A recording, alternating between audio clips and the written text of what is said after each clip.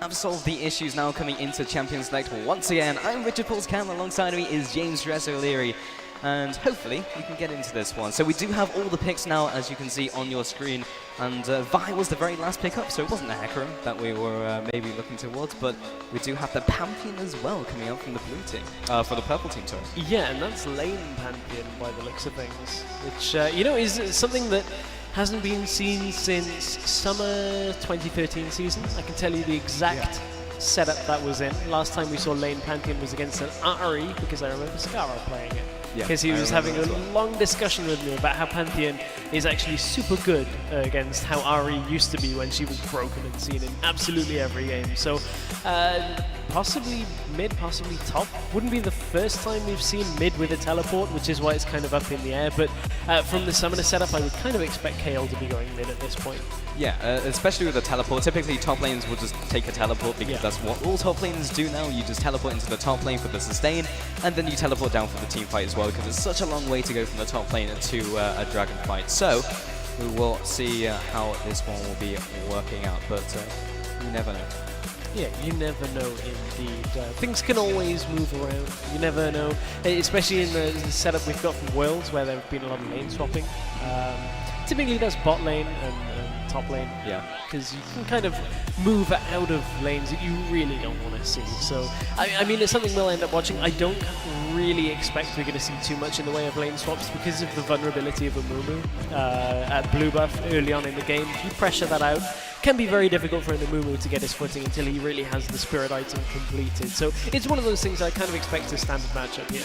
Yeah, I almost don't feel like we'll be seeing like an early game invade either, especially because like, well, you have the Thresh on the team of the Amumu, and then you don't really have like super good level 1 from the blue team, so probably they won't go for that invade, but they may try and do something to disrupt Amumu. As of course, as you mentioned, he's super reliant on that blue buff. If he doesn't have blue in the early game, he essentially can't clear the jungle and then has to go for ganks, and then is behind on level, so he doesn't have his full kit available to him. So it's really difficult for Amumu to catch up if you cripple him in the early game. Yeah, it is indeed. But the problem with that is, or should I say the other side of that, is that if he does get through the early game, his engage potential is incredible. Throws that bandage toss in, gets the Curse of the Sad Mummy, and we've seen time and time again how that can just instantly win a fight. You add on top of that the Grand Skyfall from Pantheon, it should hold them just enough in range to make sure he gets that man drop. Then of course Kale with the Ruans, if that is in fact the way that they're going to build, shreds through the magic resist and armor, so he's going to make sure they can deal massive amounts of damage. Purple team have a very risky setup. Like Amumu is very risky, the Pantheon to do well in lane is very risky. You do have the jungler as well being the Amumu, so like if those lanes are going to do well, there has to be something that the jungler has to do to kind of make those lanes go their way. But we Fury crafted all we wanted for the first game we casted, and even though they had a really weak laning phase, they actually came ahead in basically all the trades that they went for because of just superior play. I mean, the other thing to look at is the blue side have very consistent champions that also scale incredibly well. They have a lot of catch potential. Jinx is going to scale very well. Fizz with a couple of kills scales very well. Ryze just scales very well naturally. So it should be very easy for them in the mid game to start picking up kills, looking at using Assault and Battery, using Rune Prison, getting bubbles with Nami. So there's a lot in that mid game that the blue side are really going to have as their advantage. Yeah, absolutely. So we'll see how this game unfurls, but as we mentioned, in the early game, not sure if we're going to be seeing any early game action. And you very rarely see level 1 team fights, even in like competitive play, because it is just so much more consistent to go for like a very quiet start where you just sit in your jungle and make sure the jungler gets their buffs. Because if you go for the invade and it doesn't pay off, or sometimes you get like a flash, it's worth it. But if your jungler misses out on jungle time, or people miss out on creeps and getting into the lane and trying to set up their own lanes, then it becomes very difficult to get into your lane itself. Yeah, I mean, in theory, Vi should have a pretty easy time against an Amumu in the jungle. Vi is typically outgunned in the jungle against most current meta junglers. You look at Lee Sin, Kha'Zix, Rengar, any of these typically will outfight Vi, but now against an Amumu should be far more easy. Well, we are onto the Rift in the fourth game of the day, with the blue team now just getting out of the base, likewise the purple team doing the same. And a lot faster off the spawn pad this time around, and everyone has bought items, so that's already a stark contrast to the first one we watched. It is. We're not having that I'm going to save for a rainy day build with Caitlyn. But I have to change the scoreboard a sec. So we do have some people in slightly different positions than we may have thought, but with the Amumu in the jungle, looks like they will be fairly defensive. Ping comes down onto Corki, and it looks like they do want to go for some sort of invade. Not the most recommended of starts, especially when you have an Amumu, when you really need his blue, but I believe the call has been made by Amumu to do just that. He just wants to give 30 them the seconds present. until minions spawn. Yeah, in the form of pain. Yeah, in the form of... I mean, bandage starters wouldn't be too good, but, you know, starting with anything else, he's able to clear through pretty easily. Yeah, they are still setting up for a potential level 1, however, so they are moving down into this lower jungle. The Lantern comes out, instantly used by Kale. And they are looking for something to happen. The recall now coming in from the bottom lane, but Corki's the first one to face check this bush. Not the person you want leading the charge and taking point, so after that, doesn't really have any CC and will just have to get away from the jungle. So typically it's the Fresh you want leading the invade. So a really key point here, if you're invading with the Corki like that and he's going in first, which to start off, don't let the marksman go first. Lead with some CC or something, or just a non-vulnerable target. But if you're going up to a bush, remember you can phosphorus bomb into the bush. Any targets that get tagged by phosphorus bombs will grant vision. So it's one of those things that if there was somebody in that bush, it would have been a lot easier to spot them out, which there were. I mean, it would have been a very, very dead Corki as well if there were 5 people stacked up there. Marksman goes first, dead Marksman, and then the rest of the team will follow. So in that case, it didn't really matter, but definitely something to keep in mind. As the mid lane, we do have the Kale and the Rise coming in here, and now the Rise, of course, does have the teleport. It started with pretty standard mana crystal coming in to start the game. Bot lane, however, will be Corki Fresh, shaping up against the Jinx and the Nami. And we did mention how immobile the bottom lane is from the blue team until they get a couple levels under their belt. Maybe a little difficult in the early game, as you can see, they're already being turned away from those minions. Yeah, indeed, and I will make sure that our lane matchups are correct here as well. We weren't really anticipating a lot of action in that bottom lane exhaust used first. Yeah. It feels like a hook may have landed onto Nami there, which is one of the downfalls of that lane. It's just very, very difficult to do anything. As soon as you get hooked in that lane, someone's either going to take a lot of damage or have to burn summoners or just die. Interesting that they choose to put Fizz up in that top lane. That's not a... Ooh, hook landing again. They will manage to just drag her back into that Corki, land some damage, Everflow will just even up the tables, but Corki did take a lot of damage in return. Not the greatest of positioning in the bottom lane, taking a lot of hits from those minions as well, but Vi in the top lane did manage to find a Amumu. You mentioned before it's a matchup that Vi will have an easier time, but in a direct confrontation, Amumu actually deals quite a lot of damage.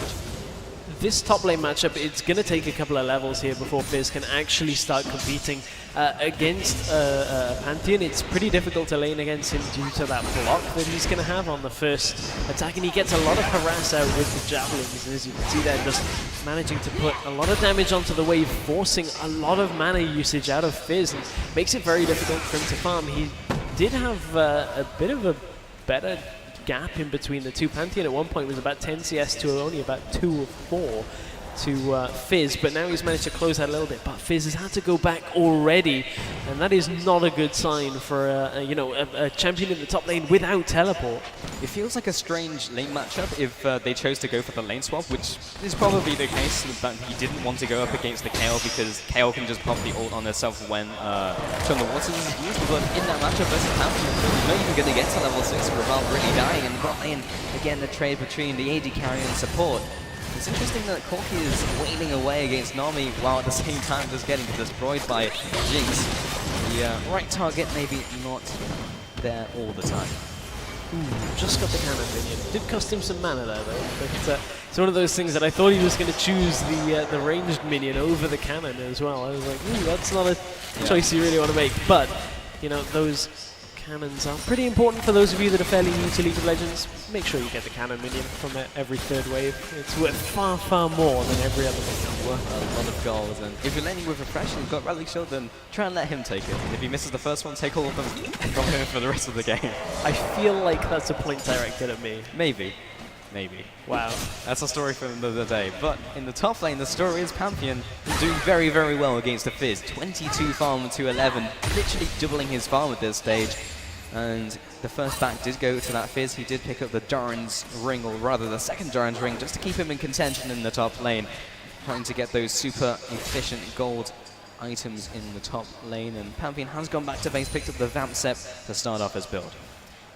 Now, Amumu has built one of the more recent additions to the game. The Quill Coat has been brought in as part of the build-up towards Spirit of the Ancient Golem. And it's an item I actually really like. I really like it on the tank junglers that want to kind of sit around for a couple of levels, wait, and then soak a lot of damage with their engage.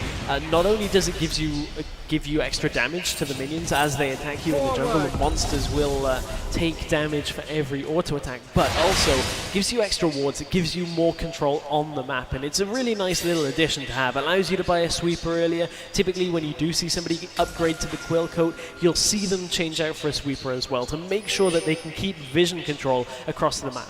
Yeah, an early sweeper is extremely helpful for a jungle, especially if they go for a gank. It's like, well, this is probably warded to clear out the ward, and if the laner doesn't have another one under the belt, they can basically just stay in their bot lane. Though Death Sensors will be landing onto Jinx. Great bubble in return. Will keep the support at range, but Corki almost picking up the kill onto Jinx, but Exhaust will keep him in his place, but that's a summoner down.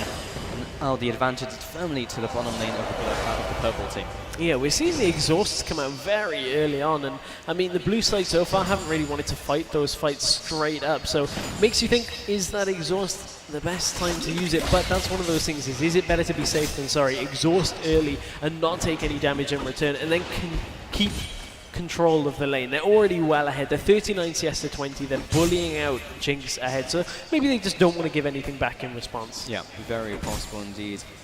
In the bottom lane, the top lane as well will just be Pantheon and Fizz still going at it, but Pantheon still ahead in this lane. A bit of harassment comes out from Fizz, but you can see as soon as he goes in, the return and the punish is way higher from Pantheon. Very difficult lane to win, and mid lane, however, if they did go for that lane swap, it has been paying off for the blue team, because Rise is significantly ahead in the farm, over 2 ways over that KO. I mean, Pantheon's going to be very disruptive for Fizz. Typically on Fizz, you kind of want to get a Lich Bane fairly early on. The problem with that, though, is that if Pantheon blocks all of that damage with his passive, that's really difficult to lane against. Your initial strike is not going to do so much, and you won't have enough damage to all-in a Pantheon, and Pantheon is just going to get further and further ahead. So that's something we've got to watch out as the itemization of Fizz starts building up. We have actually seen very little from the junglers this game. That's to be expected from Amumu, because you want to rush to level 6, you want to get Curse of the Sad Mummy so you can jump into a lane, even if you miss a Bandage Toss, pop the ultimate, and basically a guaranteed kill or two. And again, once again, harassing each other, but Vi is an early game gank jungler, and when you max the Vault Breaker, you can go for gank after gank after gank. And despite not really going for any ganks, is behind the Amumu in terms of farm and in terms of levels.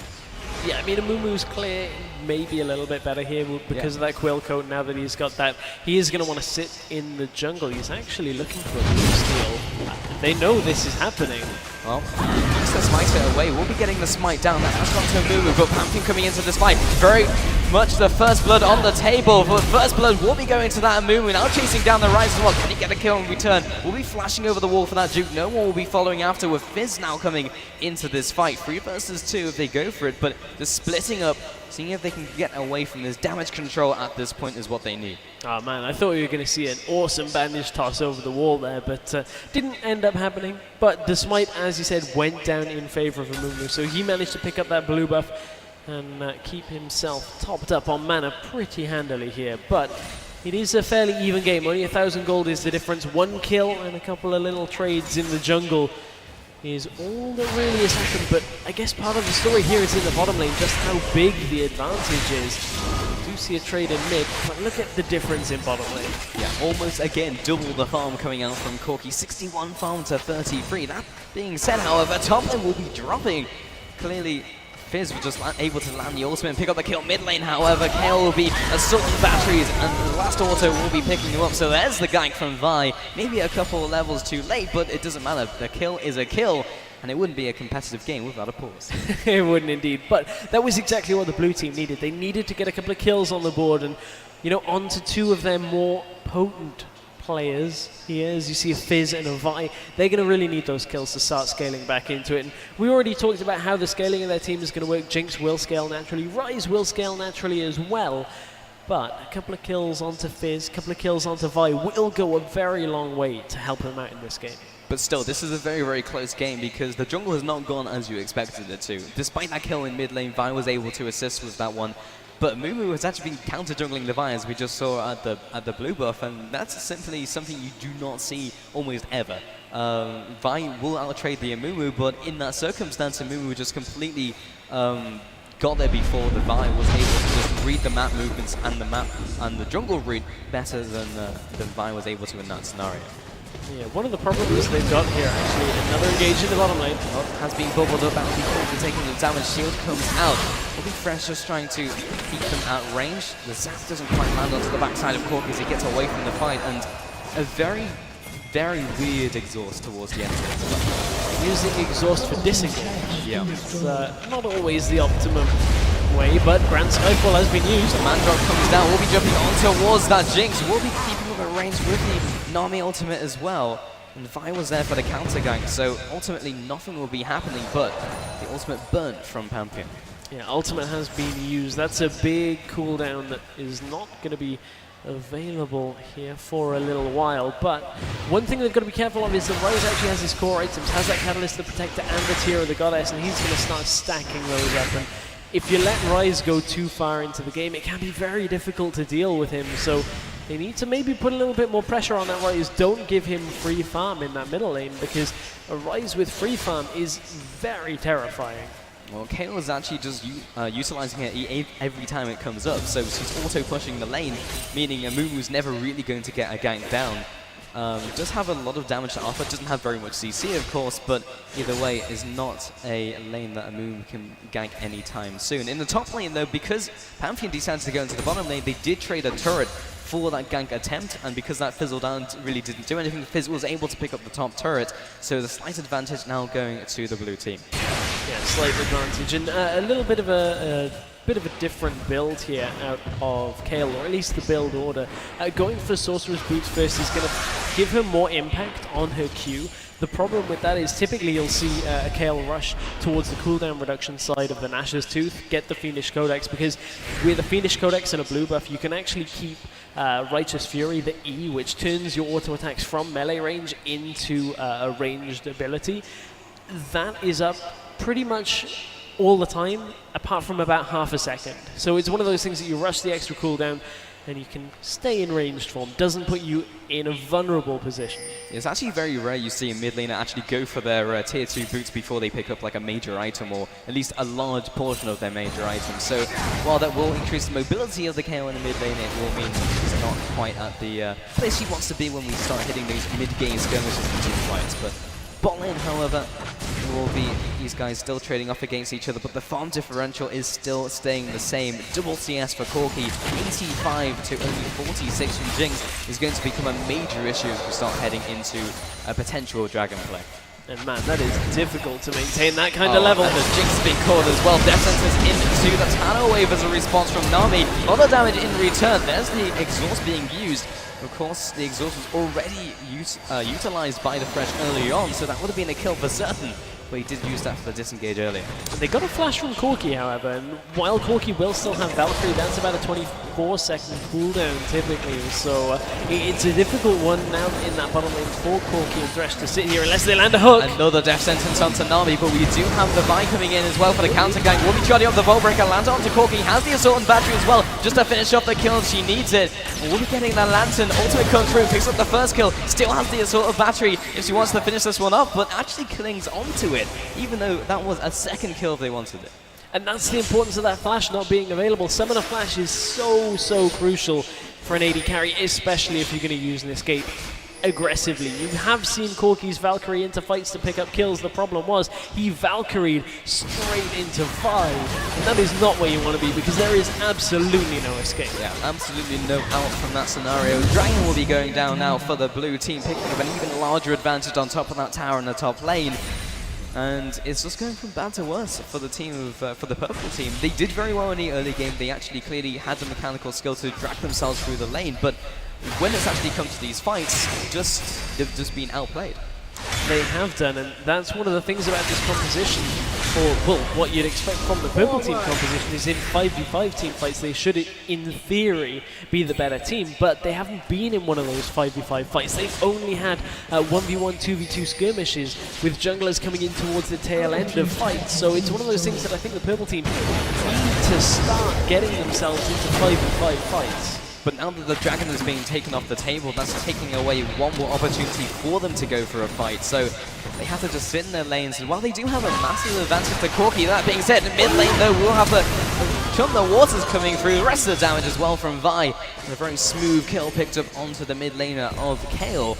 So just not only are these skirmishes going their way, but indeed they're just getting picked left, right and center.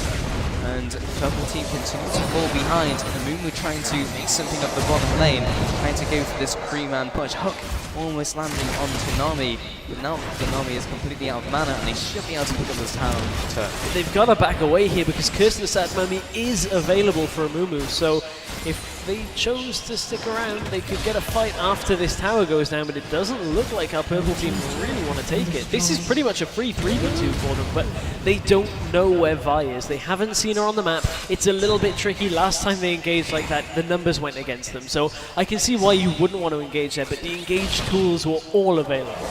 But purple team's vision control over the board is actually pretty poor. In the top lane, there is literally nothing, but in the bottom side, at least the support is boarding. But if you look at the vision control from the blue team, they literally have every single jungle entrance warded up. Yeah, they do, and knowing that there's no dragon for a good few minutes yet, they don't actually need a ward on dragon. Pantheon goes aggressive, not sure that's a fight he wants. And then starts just farming out the minions. It looks like he may have just disconnected. There's the pause. So, yeah, it probably was. Well, I mean, what's the rule, guys, with a disconnect? If it's ranked or if there's a prize, kill the disconnect. If it's a normal, let him live. Yeah. If there's nothing on the line, then you can let him live. Did you see that thread actually on Reddit that was like, when do you kill a disconnect? And there was like an option for never, and it was like 2% voted. I don't condone being unsportsmanly, but ranked you play to win. Unranked, yeah. It's your problem now. I feel such a scumbag condoning that publicly, but never in a normal. Never in a normal. Exactly. There's nothing to compete over. Yeah, but the number of times you let somebody live and then they come back and stomp you. Yeah, and then kill you. Yeah. It's just like, I'm being a nice guy, but you have to take the moral high ground, right? Even though it's like, that guy will probably kill me if I had to disconnect, but, you know, you're being the nice guy in this one. Always play the nice guy. Yeah. Be a good summoner. Abide by the summoner's code. Yeah, always abide by the summoner's code. Hopefully it won't be too long. Hopefully should be just a couple of minutes and we'll be back into game. But, you know, the lane Pantheon hasn't quite had the effect on the scoreboard as you'd expect, but he's farming very well. Yeah, I mean, he's very, very annoying to lane against because it's just spear, spear, spear, and then you just lose all your health, and then you have to go back. But yes, he's out-farming his lane opponent, but those 2 kills more than make up for that goal differential in the top lane at least. And now that we're actually getting Pantheon into these fights, he's actually not doing very much at all. Yeah, that's the difficulty with Pantheon. Pantheon used to be played a lot in the jungle all the way through the 2014 season, especially in Spring Split, the beginning of Summer Split. So you saw Pantheon out of the jungle because of his global pressure from the Grand Skyfall. The problem was Riot changed Grand Skyfall, so now you kind of just appear, sit there for about half a second, and everyone's get run away. CC'd and die. Yeah, exactly. They've changed it again so you can't get auto CC'd. That used to be the worst. Yeah. The other thing as well is when you use the Grand Skyfall, you could also use your stun basically as you were falling. Yeah. So it's just like, oh, you're somewhat near my entry zone. It's like up stun and then you're dead. Yeah. So it's actually the other way around now, where Pantheon comes in and gets stunned and dies. So. Yeah, indeed. I see people trying to run Pantheon jungle time to time, and I'm like, please don't. Yeah, like if the opponent has any sort of CC, you are dead. It's like you can't ban out enough champions to make Pantheon jungle viable anymore. Yeah, it's just like we go for free jungle bans, and hope you go for free jungle bans, and we're resorting to Wukong and Pantheon, and we go back to Season 3. And just hope it works. I'm glad Wukong jungle's not a thing anymore. Yeah, it was an obnoxious jungler. That whole period of Pantheon and Wukong in the jungle, I just did not like. I'm gonna be straight up on that one. But it looks like something we will like is we're going back in. We are indeed. So we'll see how these lanes continue to perform as the Pantheon is still down for the count. As you can see him in the mid lane. And that was a pretty unfortunate time to have disconnected. Yeah, indeed. But we are back onto Summoner's Rift, so hopefully we can get onto your screens very shortly instead of a radio cast. We just like describe to you what's happening. Hook has just landed. like a hook in the middle lane. Rice has been hooked in with the Vi also coming into this fight. There's a good exhaust now coming out from the team of the purple team from the bot lane. Now with that on your screens, nothing really happened, so you didn't miss too much at all. Vi will just carry on farming the jungle. Now Mumu heading into this mid lane. Maybe I'll just force in this turret with a decent minion wave behind them. I actually went to farming into those Wraiths, so we'll be able to defend these towers. The second minion wave comes in, and that damage from Rise is basically negligible onto that Mumu, but they do choose to back up. they do, but that tower is so low right now. That pretty much will get taken down on the next minion wave should they choose to push with it. Doesn't look like they actually want to, but that's going to be a free tower at some point in the next couple of minutes. So pink ward in the upper river, no one has spotted that one just yet. So let's take a look at some of the item builds. So we already mentioned that Rise had gone for that early mana build, which is what Rise does, but has completed now the Rod of Ages before the 20-minute mark. Still hasn't come for boots yet, but honestly Rise doesn't really need it too much at this stage. Probably would count the tier 1 boots at some point. A great hug onto said Rise as a follow through from Thresh will drag him all the way into that inner turret. Follow through, and the poke as well will keep him safe, but with a very ballsy dive, he did manage to get out alive. So evening up the turrets to 2-2, and this is still a very even game, everything to play for. This is going to test my long ago patch notes. Rise actually, scrap that, here comes Vi. Oh, Vi over the wall into the Assaultant Battery, will be flashing away though. Haven't been keeping track of those summoners, charging up the Vault Breaker once again, needs a couple more auto attacks, just one more will be finished up by Vi as the Super Mega Death Rocket came through just to make sure it was a kill for Surfer. Yeah, make sure they get it, and Vi just so good at that point. They knew Corki had no mana, so it was pretty much an easy pickup there for Vi. But yeah, Rise still gets movement speed from his ultimate. He's just got lowered, didn't it? Yes, correct. Yes. But, however, because the Sack Bubble was used just on the Fizz, he's used both the Urchin Strike and the E to get in range to play for Trickster. So, not necessary ultimate from Amumu, but he did manage to survive, but didn't manage to keep up the turret. So, a pretty big advantage coming out for the blue team. Yeah, that's a massive cooldown that is not going to be available for a little while, and that really is the pure engage tool that our purple team have. It is somewhat of a close game here. We're still only 1,500 gold between these two teams, and we've seen far greater leads result in a turnaround, but this is actually an incredibly early red buff to be giving over. Granted, Amumu doesn't need red buff so much. He doesn't really deal a lot of auto attacks, but that is a lot of experience that Amumu will not be getting from his own jungle. Yeah, it's often not about what the buff does, it's about the amount of experience you get from that buff at that stage in the game, especially when the jungler's gold flow is very small as it is. If he's not being taxing, which he has actually been going to lanes, he has been picking up those minions, so it's not the worst thing in the world, but that is still a very early red buff. Corki is ahead, but he's not snowballing the game so much that it makes it worth it just to give him everything. Dragon is coming up, however. This is the stage where these 5v5 fights are going to start becoming prominent. And look at the cooldown on Curse the Sad Mummy. Still a third of the entire cooldown remaining. So they're not going to have that ultimate available should there be a fight here. And two members are up in the top side of the map. This is a 5v3. Dragon is going down very quickly. Has been picked up by the purple team. However, that was a miss-smite. So anything over the wall could have picked it up, but still, that will go to the purple team. Now the teleport into the top lane will be settling into that 1v1 once again. So just getting the timer on that one from from purple team was absolutely perfect. And even though the blue team did pick up the first dragon, they didn't have the timer there quite as sharp as they should have done. Man, that could have been a super easy pickup there for Jinx had that Super Mega Death Rocket landed. But I mean, man, that miss-smite could have been catastrophic there for our purple team, but they have tied the gold up somewhat. It is now only 500 gold between these two teams, so this is a tense one. It is indeed, and if you look at really like where the gold is situated, a lot of it is of course on the Corki, who is almost still doubling the farm with Jinx, no matter where we are in the game. Still hasn't picked up the Trinity Force, however, only just has the components, but you can see a lot of gold in the top lane. Now the advantages have gone to Fizz because of that global gold and of course those 2 kills. So despite that great laning phase from Pantheon, now it really just petered on from his power. So as a general rule of thumb, especially on marksman, more than any other lane, you probably want to finish your first primary item completely first, and then look towards boots for that movement speed. Even level 1 boots can kind of cut in, as well as the Vamp Scepter here being picked up just for that little bit of survivability in the mid lane. Rise gone in for the gang, lands his sword battery, but has already been shut down by the Amumu, picks up that kill in return, so a 1-for-1. Mumu has just left their premises, but we do have the Pantheon coming in from behind, using that man drop. Now Rise will be using the ultimate to get away, and Great Bubble will be landing onto Pantheon. Doesn't really matter because Fresh will go fishing, pick up a kill, 1 for free trade.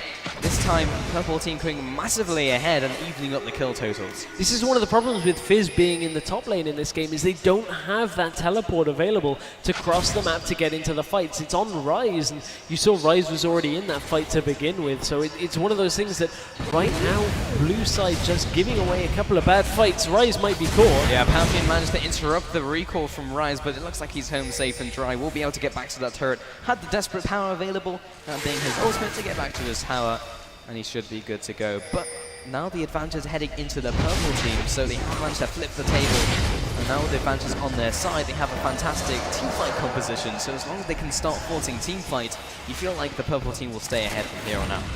Yeah, you feel like that should be the case, but we already talked about the scaling on the blue side. They have better late-game champions here. Corki will tend to fall off towards the end of the mid-game. Mid-game is his power spike. Thresh will always be potent, as will Kayle, but it's just one of those situations where if Kayle can't get all of her damage output, if she can't shred through the resistances, it makes it very difficult to fight those team fights if the blue side are ahead. Yeah, and of course you've got the Rise, who is just a late-game monster, and Fizz will just pick off anyone he chooses. The more kills he gets, and the more gold he gets underneath his belt. So 7-4 so far, 3 free turrets. And in terms of item builds, we do have the Nash's Tooth now completed from Kayle, that first item, which basically every Kayle will go for in the world. In the top lane, once again, the top laner will be heading towards the Raptors Hydra, and that's an interesting pickup here from them. Interesting pickup from Amumu as well. Leandri's Torment as a second item. It gives him a little bit of extra health. He's also going to give him extra damage on Tantrum. He's going to give him ability to deal that percentage maximum health damage, or sorry, percentage current health damage that Leandri is going to deal. I would have liked to have seen him go for a more resistance heavy or health heavy item, just to make sure he doesn't die very easily as he enters a team fight. I feel like the thought process was, well, I have 2 kills on the team, and I'm going to use these 2 kills to get some sort of damage item. Typically on like one of the meta junglers at the moment, you go for a Brutalizer, and that would be your damage item, and then you would do something else. It looks like Vyze is going for a very, very much solo queue build, where you go for the Spirit of the Elder Lizard into Trinity Force, but has also picked up a Brutalizer on top of that, so definitely overkill when it comes to damage. It means you'll be very squishy when you initiate, but you'll deal a lot of damage when you get in. Yeah, whoever she targets with that Assault Battery is likely to die, especially if it's a champion like Corki or like Kayle, if she can get it without the ultimate. So it's important for them to use the Vi ultimate on somebody like a Corki who, even if he Valkyries away, is still going to get targeted by the Assault Battery. Well, the Vision War has definitely started up in this game as they try to vie over control from this dragon coming up in around 1 minute's time. That will be the goal here for the purple team. Just exerting their dominance over this jungle will be able to allow them to get these aggressive wards down. Maybe even find themselves a pick as well. They are trying to just push in the mid lane, just try and get as much ground as they can before the dragon happens. They're not really getting anywhere though, they're not gaining anything. The problem is they have a fairly melee range team. Corki doesn't exactly have the highest range, neither does Kayle, even with Righteous Fury active. It only puts her up to 500.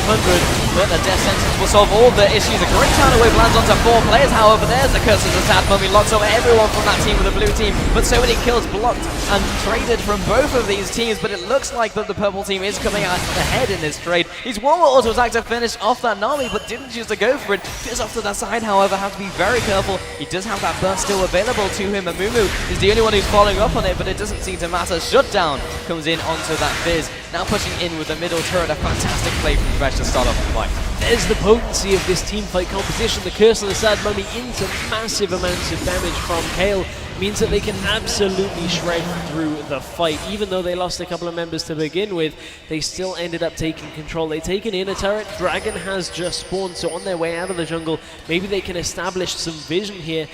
A little bit of, maybe a misplay here from Mamumu. Not picking up that early sweeper makes it difficult to sweep out any wards on the way out. But none here over the Dragon Pit. Only this pink ward will have spotted them going for it, which actually makes this a fairly risky proposition. They're low anyway. They do secure the Dragon. Again, another miss though, as the rocket comes across. Doesn't manage to tag the Dragon, but if there'd been literally a couple seconds earlier, that would have stolen the Dragon once again. And it looks like a move maybe needs to be a little bit more on the ball of those smites. Even though no one appears to be around, there could be a Vi around the corner, which was the case in that one. Yeah, you always want to get the smite. And for those of you perhaps that don't always 100% get the smite, the key thing from, and any LCS jungler will tell you this, that you need to make sure you have the Dragon's health up in the top left-hand side of your screen. So if you're not doing that when you're fighting Dragon, left-click the Dragon. Yeah. Make sure you have the health bar there. Every jungler will tell you that, because you need to know your smite damage and know the health of the Dragon. That seems like a very obvious tip, but it is surprising how many people will just blindly try and smite. Yeah, it's like, that looks about right, smite. And sometimes when you are going for a steal attempt, that is sometimes what you have to do if you are blind to the pit. But typically you do have to just look at that Baron's health or look at that Dragon's health and try and time that smite down. So in the middle lane, it is currently 9-8, so the kill total is definitely stabilized from the purple team so far. And now with the gold advantage after that second Dragon and of course the middle turret and that last one team fight. But their siege is definitely lackluster from what we just saw, but as long as Fresh is landing these hooks, which you can't expect to happen every time, but if it happens, then it's essentially a one-team fight already from the purple team. This is also the situation where you'll see LCS teams at this point having 4 sweepers, because you can see just that the red team have just walked over about 3 wards that they actually weren't aware of. They're in very common positions, but it's one of the nuances that can kind of lift a player from a specific level where they perhaps are playing at 2, maybe, kind of a ranks higher's worth of playing, because you're just that more aware of vision. And vision is a very underrated part of the game when you're playing solo queue, when you're playing duo queue. People will tend not to sweep and not ward out in the correct places. And if you can control the vision, you can control the flow of the game. And a team push this deep should not have this many wards behind them. You can see the blue vision, you can see they're not anywhere. Ooh, the greatest bait in the world from Pantheon will be initiating this next fight. Gets the Curse of Sad Mummy onto 4 players from the Mumu. Now cutting off the Rise completely, but he is going to town on the Corki and will be able to pick up the kill. Surely needs one more overload, does not get the kill. 2 for 0. A perfectly set up team fight from the purple team. Yeah, it was really nice getting the catch out of that bush, but I mean, there are 3 members still alive here. They've got a Jinx. Does she have? No, doesn't have a static shiv yet, so it's difficult to clear through the waves. Hook was very close to landing, but that is another turret going down in favor of the purple team. Yeah, purple team realized that they have very few ways of getting into a team fight without very specific ways to do it, and they're thinking of very intelligent ways to get into these team fights. The first one we saw was just a fresh hook, which just allowed them to go for a team fight underneath that turret. The second one was a bait into an Amumu ultimate. You have to see what they'll do for the third team fight, but so far they've gotten so much ground over the last 2 team fights that there's more places in which they can now construct those team fights around their composition. Man, that CS gap in that bottom lane is really punishing Jinx. She's not even quite at the point where she can afford the Avarice play, just got over 800, so now can start looking to build towards that static shift a little bit faster. But on the other side, Infinity Edge Triforce has been completed, and those are 2 of the most expensive items that you can get as a marksman. Blade of the Rune King would be the 3 for 3 on that one, but it's difficult now for Jinx to actually compete because she's so far behind item-wise that she really is relying on her team dropping the enemies low so that she can clean up, get the excited passive, and continue to chase on. However, Corki's damage up front is going to be insane. Typically you'd see Sorcerer's Shoes alongside these items just to give that extra edge to the Phosphorus Bomb, which when you have Sorcerer's Shoes, when you have Gatling Gun running, it makes whatever you hit, their resistances are almost negligible in that situation, so you deal a massive amount of damage. However, Berserker's Greaves going to give him a little bit more attack speed, and again, could have cleaned out this horde if they had a couple more sweepers. Yep, sweepers definitely is what the Doctor ordered on this one. And it's just one of those small components which, as you said, elevates a player from one level to the next. Often it is just a lot of these components coming together which makes a better player. And mechanics is one of them. Vision game is one of the other things. Yeah, indeed. I mean, typically by this point in the game, you'll see LCS teams 4 sweepers, 1 scanning blue trinket. So it's just the difference. Again, this is our play like a pro setup here. It's Infinity, so of course, you know, we're accepting people of all skill levels to play the game, but it's just tips that, you know, raise you up to that level of being, you know, a better player. To quote Game. Yeah. Be a better gamer. The Baron has fallen, and that will make them a better team when it comes to the next fight. Valkyrie over the wall, and they may have put out this Fizz right here. The bomb will come across, and the Zon is not the greatest place in the world as he will just get exploded. There's the initiate now coming in for Vi. Lands the Volt Breaker onto 2, but that very squishy build will he'll be dropping almost immediately. There's his double kill for the mid laner. Overload over the wall. Will we get the rise for the first kill of the fight for the blue team? But a 4-for-1 so far. Pampion is just going 1 versus 1 right here. Corki will come in instead of sieging to finish off the last kill. It's not the most optimal way to finish this one off, but it doesn't matter. They will pick up the kill, get the ace. Didn't even get an assist in that chase. But that was a 5-for-1.